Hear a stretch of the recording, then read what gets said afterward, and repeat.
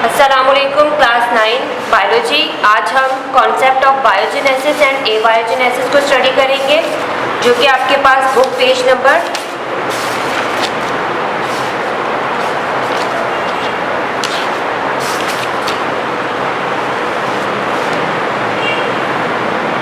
17 पर मौजूद है। बुक पेज नंबर 17, ठीक है।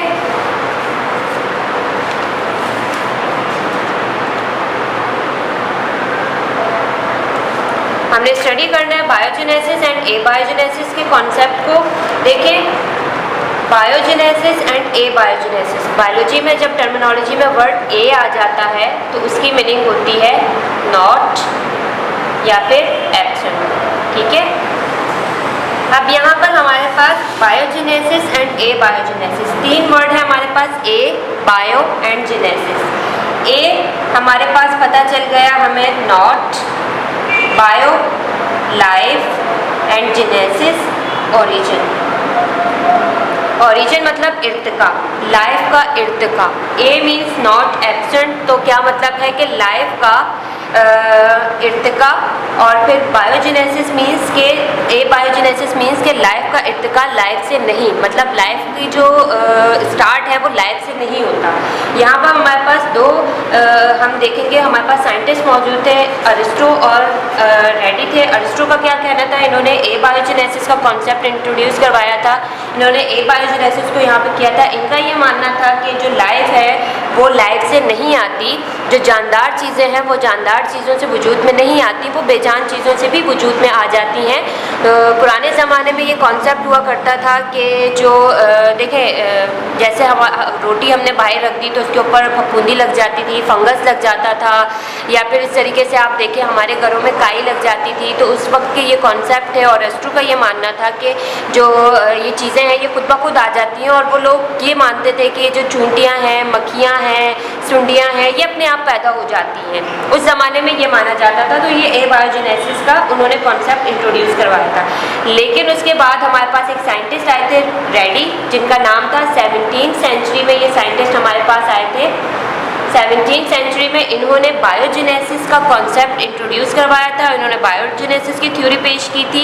इन्होंने कहा था कि जो लाइफ है वो हमेशा लाइफ से ही पैदा होती है, जो जानदार चीज़ें हैं वो जानदार चीज़ों से ही वजूद में आती हैं। ये बायोजेनेसिस का कॉन्सेप्ट लेकर आए थे। लेकिन इन्होंने 3 प्रैक्टिकल्स बताए थे। अब लाइफ से कैसे आती है ये मैं आपको आगे मज़ीद प्रैक्टिकल्स के थ्रू बताऊँगी, थ्योरी में बताऊँगी मैं आप लोगों को। लेकिन इनका ये कॉन्सेप्ट था कि ये बायोजेनेसिस को इंट्रोड्यूस करवाया। एक्सपेरिमेंट नंबर 1 पे देखिए, यहाँ पर इन्होंने एक्सपेरिमेंट नंबर 1 में क्या किया कि इन्होंने चंद मुर्दा सांप लिए, डेड स्नेक्स लिए, उनको एक बॉटल में बंद कर दिया, और बंद करने के बाद उसका जो मुंह था बॉटल का वो खुला रखा। उसको जो है बॉटल जो है वो ओपन बॉटल थी, उसके अंदर डेड स्नेक्स पड़े हुए थे, और उसके बाद उन्होंने क्या किया, उसको कुछ दिनों के लिए रख दिया। जब उन्होंने कुछ दिनों के लिए रख दिया तो उन्होंने क्या देखा कि इसके ऊपर मक्खियाँ आ गई हैं, और कुछ मक्खियाँ बाहर भी थी, इसके इर्द गिर्द भी थी, और कुछ मक्खियाँ बॉटल के अंदर भी थी। फिर कुछ दिनों के बाद इन्होंने देखा तो वो मक्खियाँ प्यूपा में कन्वर्ट हो गई थी। प्यूपा जैसे छोटी छोटी सुंडियाँ कहते हैं, ठीक है। फिर थोड़े दिनों के बाद उन्होंने देखा कि वो जो प्यूपा थे वो फ्लाइज में, मक्खियों में कन्वर्ट हो गए। फिर उन्होंने देखा कि उन्होंने क्या किया कि इन्होंने बताया कि जो मक्खियाँ आई थी डेड स्नैक्स पर, वो क्या किए थे, उन्होंने वो यहाँ पर आके छोटे छोटे अंडे दे के चली गई थी, जो कि उन्हें नज़र नहीं आए थे, शायद उनकी आंख से वो नहीं देख सके थे। उन अंडों से जो है वो प्यूपा पैदा हो गए थे, और उन जो प्यूपा वो जो सुंडियाँ थी वो फिर मक्खियों में कन्वर्ट हो गई थी। उन्होंने ये देखा। लेकिन उनकी इस एक्सपेरिमेंट को इतनी कोई ख़ास अहमियत नहीं हुई, इतनी कोई जो है वो नहीं माना गया। तो इसके बाद उन्होंने दूसरा एक्सपेरिमेंट किया। दूसरे एक्सपेरिमेंट में उन्होंने क्या किया, उन्होंने 4 बॉटल्स ली, 4 बॉटल्स ली, उनके अंदर कुछ के अंदर डेड स्नैक्स रखे, कुछ के अंदर गोश्त के टुकड़े रखे, और कुछ के अंदर डेड फिशेस रखी। ये चारों बॉटल ली। फिर उसके बाद उन्होंने 4 बॉटल्स और ली। उन्होंने यहाँ पर टोटल 8 बॉटल्स ली, ठीक है। और जो 4 बॉटल्स में उन्होंने डेड फिशेस और गोश्त के टुकड़े और स्नैक्स रखे, उन्हीं दूसरी 4 बॉटल्स में भी उन्होंने यही चीज़ें रखी। लेकिन क्या किया कि 4 बॉटल्स का मुंह उन्होंने खुला रख दिया, और 4 बॉटल्स का जो मुंह है वो उन्होंने बंद कर दिया, ठीक है, कवर कर दिया, सील थी वो बॉटल्स। अब यहाँ पर क्या हुआ कि जो बॉटल्स ओपन थी वहाँ पर भी मक्खियाँ आई, उसके इर्द गिर्द थी, कुछ मक्खियाँ बॉटल के अंदर भी गई, वहाँ पर भी उन मक्खियों ने अंडे दिए, अंडे जो है वो प्यूपा में कन्वर्ट हुए, प्यूपा से जो है वो चीज़ फ्लाइज में कन्वर्ट हो गई। लेकिन जो क्लोज बॉटल्स थी, जो सील्ड बॉटल्स थी, उनके अंदर उन्होंने क्या देखा कि वहाँ पर भी मक्खियाँ आई थी, लेकिन जहाँ पर जो बॉटल्स थी वो बंद थी, तो लिहाजा वहाँ पर मक्खियाँ दाखिल नहीं हो सकी, हवा दाखिल नहीं हो सकी, तो इसलिए वहाँ पर कुछ नहीं हुआ। वहाँ पर जैसे जो चीज़ें जिस हालत में पड़ी हुई थी वो वैसे ही उसी हालत में मौजूद थी, वहाँ पर ऐसा कुछ नहीं हुआ था। तो लिहाजा उन्होंने कहा कि जो जानदार चीज़ें हैं वो जानदार चीज़ों से ही आती हैं। फिर उन्होंने बताया कि वो मक्खियाँ आई थी, मक्खियों ने अंडे दिए थे, उसी से जो है वो प्यूपा और फिर फ्लाइज कन्वर्ट हुए थे, और यहाँ पर जो बॉटल क्लोज थी वहाँ पर ऐसा कुछ नहीं हुआ।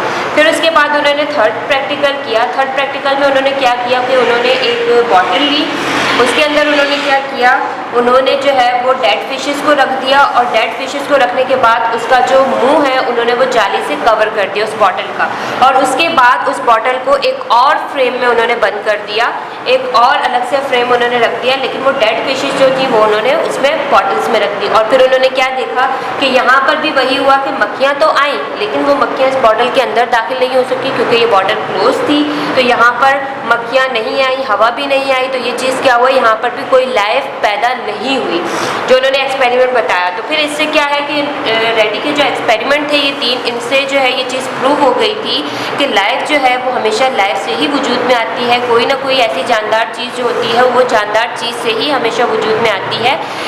ऐसा कोई कॉन्सेप्ट नहीं था कि एबायोजेनेसिस का जो कॉन्सेप्ट था फिर उसे रॉन्ग कर दिया गया, और जो रेडी का कॉन्सेप्ट था उसे जो है वो राइट कर दिया गया। इसलिए इनका जो कॉन्सेप्ट है उसको उन्होंने प्रूव कर दिया था। हम अगर अपने घर में देखें तो हमारे आसपास भी जब हम गोश्त धोते हैं, धोकर अगर हम बाहर रख दें तो उसके ऊपर चूंटियाँ आ जाती हैं, उसके ऊपर भी चूंटियाँ आ जाती हैं। लेकिन वही चीज़ अगर हम अपने फ्रीज़र में रख देते हैं तो उसके ऊपर फिर कुछ भी नहीं आता, क्योंकि वो क्या हो जाती है, उसको हम एक टेम्परेचर, एक स्पेसिफिक इन्वायरमेंट प्रोवाइड कर देते हैं, उसको हम कवर कर देते हैं। ठीक है, तो ये आपके पास बायोजेनेसिस और एबायोजेनेसिस का कॉन्सेप्ट था जो आज हमने स्टडी किया है। आई होप आप लोगों को अच्छे से समझ आ गया होगा। Thank you.